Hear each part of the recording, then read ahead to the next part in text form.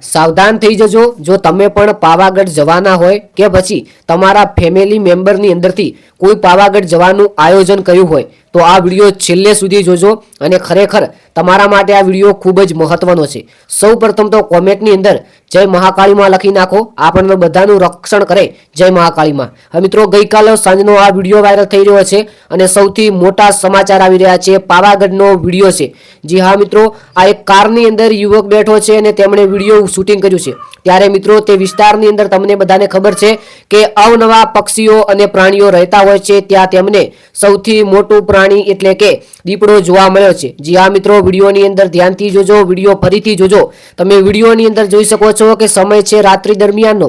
હવે મિત્રો આવામાં આપણે ઘણા બધા દર્શન કરવા પાવાગઢ જતા હોઈએ છીએ અને મહાકાળી માનો દર્શન કરીએ છીએ। હવે એવો વિડીયોની અંદર નથી કહેતો કે તમારે ના જવું જોઈએ, પરંતુ જો મિત્રો તમે કે તમારા પરિવારની અંદરથી આયોજન કર્યું છે કે આપણે મહાકાળી માના દર્શન કરવા છે, પાવાગઢ જવું છે, તો મિત્રો આ વિડીયો ફક્ત ને ફક્ત જોજો। કારણ કે મિત્રો જે પાવાગઢ વિસ્તાર છે તેની આજુબાજુ ઘણા પ્રાણીઓ રહે છે અને એ પ્રાણીઓ જે આ મનુષ્ય છે તેમને મિત્રો ઈજાગ્રસ્ત કરી શકે છે। તે માટે થઈને ખાસ કરીને જો તમે કે તમારો પરિવાર પાવાગઢ જવાનો હોય તો એકવાર સાવચેતીથી જજો, ફૂલ તમે ચેતવણી સાથે જજો, જે પણ સુરક્ષા છે તેમની સાથે જજો। કારણ કે મિત્રો જ્યારે તમે પાવાગઢ જાઓ છો ત્યારે તમારે ઘણી વાતનું ધ્યાન રાખવાનું હોય છે।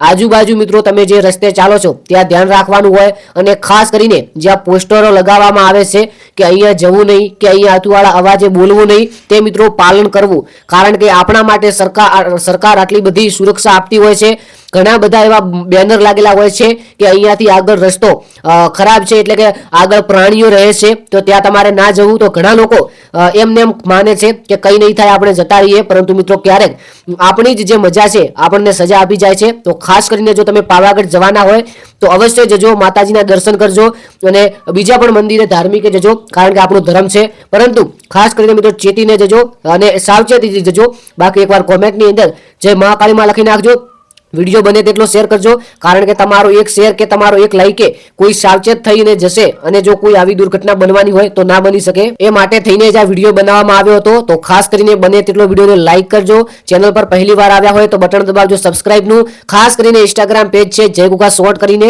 તો તે પેજને પણ અવશ્ય ફોલો કરજો। 5000 લોકો જોડાવા આવ્યા છે, તમને ત્યાં ગુજરાતની ટ્રેન્ડિંગ અને અનોખી માહિતી મળી શકે છે। આપણે મળીએ આવનારા વિડીયોની અંદર, ત્યાં સુધી બધા મિત્રોનો દિલથી ખૂબ ખૂબ આભાર। જય ગુગા મહારાજ, જય દ્વારકાધીશ, જય વડવાળા।